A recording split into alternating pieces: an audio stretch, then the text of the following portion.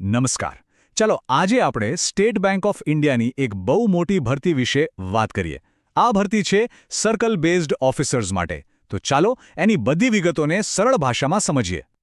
તો સૌથી પહેલા એ આંકડા પર નજર કરીએ જે સૌથી વધુ મહત્વનો છે. કુલ ખાલી જગ્યાઓ. એસબીઆઈ આ વખતે 2273 જગ્યાઓ ઓફર કરી રહ્યું છે. જી હા, 2200થી પણ વધારે. આ ખરેખર એક જબરદસ્ત તક છે. હવે આ 2273 જગ્યાઓનું વિભાજન પણ સમજવા જેવું છે. એમાંથી 2050 જગ્યાઓ નિયમિત એટલે કે રેગ્યુલર છે અને બાકીની 223 જગ્યાઓ બેકલોગની છે. આનો સીધો મતલબ એ છે કે તકો ઘણી બધી છે. અને હવે એ જ વાત જે બધા જાણવા માંગે છે, પગાર.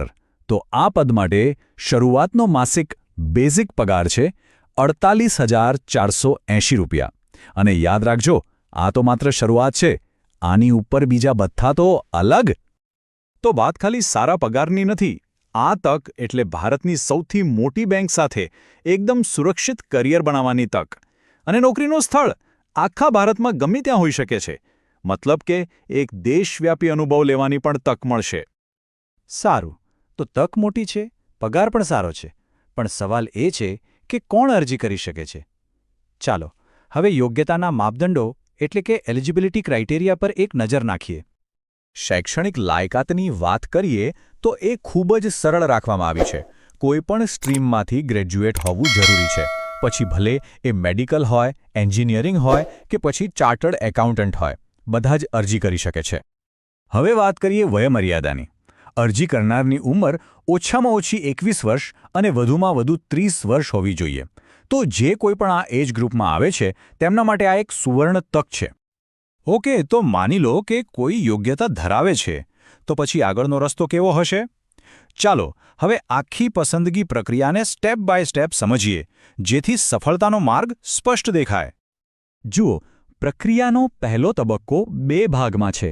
સૌથી પહેલા એક ઓનલાઈન પરીક્ષા લેવાશે, જેમાં ઓબ્જેક્ટિવ અને ડિસ્ક્રિપ્ટિવ બંને પ્રકારના પ્રશ્નો હશે.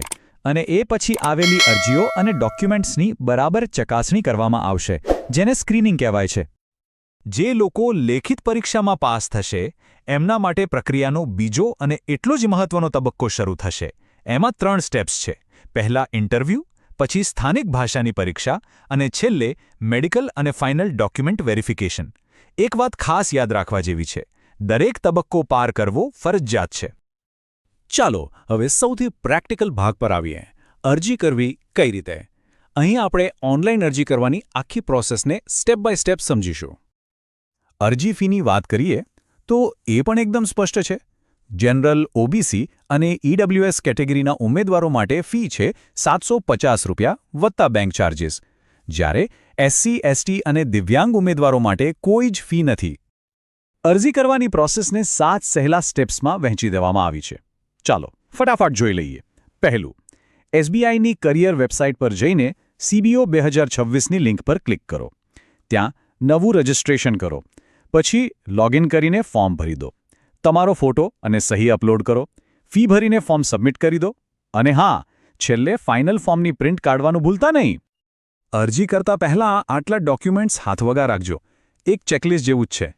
પાસપોર્ટ સાઇઝનો ફોટો, સ્કેન કરેલી સહી, આધાર, પાન કે વોટર આઈડી જેવું કોઈ ઓળખપત્ર, ભણતરના સર્ટિફિકેટ્સ અને જો લાગુ પડતું હોય તો જાતિનું પ્રમાણપત્ર.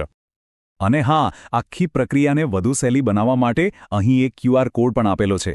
આને સ્કેન કરવાથી સીધા જ official notification, online application link અને ઓફિશિયલ વેબસાઇટ પર પહોંચી શકાશે.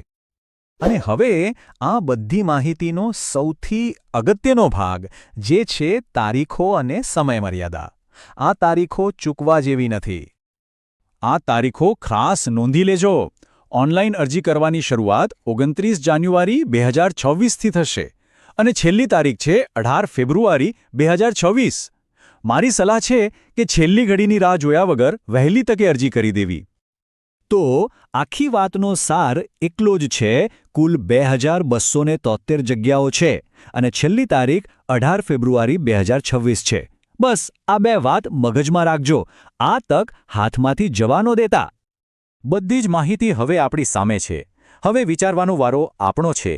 શું આ એ જ કરિયરની તક છે જે ભવિષ્ય માટેનું આગલું અને સાચું પગલું સાબિત થઈ શકે? જે કોઈ પણ આ તક માટે અરજી કરવાનું વિચારી રહ્યું છે તે બધાને ઉજ્જવળ કારકિર્દી માટે ખૂબ ખૂબ શુભેચ્છાઓ. આશા છે કે આ માહિતી ઉપયોગી રહી હશે. Best of luck.